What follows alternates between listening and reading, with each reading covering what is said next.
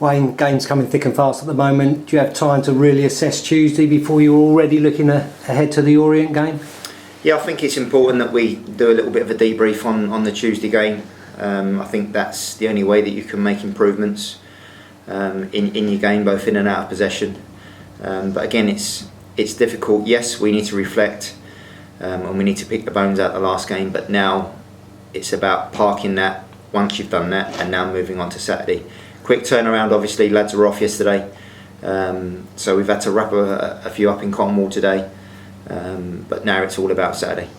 And obviously every team in the league brings different challenges, different strengths and weaknesses. I suppose it's adapting those from what you talk about happening on Tuesday night to how Orient might play. Yeah, that's right. I mean, a lot of stuff that we've done since I've come in has been about opposition and about how we can nullify them. I think that's been evident, but you've also got to give credit to the teams that we've played, especially, Swindon. They were totally different to what Salford did. So there was quite a lot of detail that we tried to put into the lads regards to how to nullify opposition. But I think it's important we also now concentrate on what we do, because I thought the transitions on Tuesday night especially were quite big. I think we can be better with the ball. I think we've got the personnel in the team to hurt other teams, and again we show glimpses of that, but only in small periods. Can we now try and be a little bit more aggressive with what we do in possession? As I said, we had probably 4 or 5 real good opportunities on Tuesday, and if they go in, it is a different game, but they didn't. But we've just got to keep believing in what we're doing. And that belief surely gets better and better as you continue an unbeaten run, which you've started with since you come back in.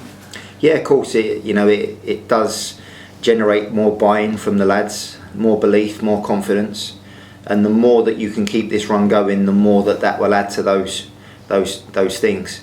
So again, we're going into the Orient game, positive frame of mind, having been not beaten in 3, and we want to continue that. And obviously, you came into the interim role for a reason, that we were struggling near the bottom in a relegation battle. Is that relegation battle still what's on your mind, or is it just individual game by game basis? It's a game by game.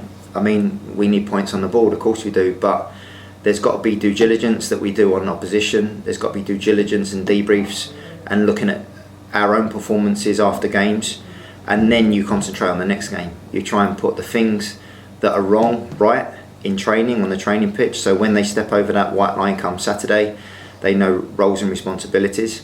And that's the only way that you can do it. You can only really concentrate on game by game. Don't look at what ifs and buts.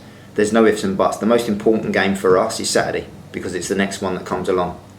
And then hopefully we get a positive result Saturday. Then the most important game is Tuesday, because that's the next one that comes along.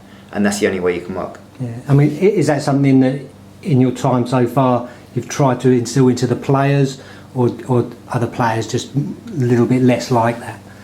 I think it's probably only natural for them to be a little less like that with the age that we are working with. We've got some young players, but the more we can keep putting that information into them, and the more the older players can keep putting that information into them, the more buy-in that there will be from everybody as a collective. And again, the more buy-in that we've got, the better chance we've got of getting positive results.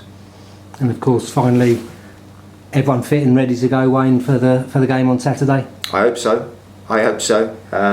It makes life a lot easier when they are. So as I said, we've had to wrap a few up in Cornwall today, but it's just assessing people on a day-by-day basis really, and then seeing who we can get out and fit and able bodies that we can get out on Saturday. Yeah, and protecting them in Cornwall, like you say, from little niggles they might have picked up in the last game or two.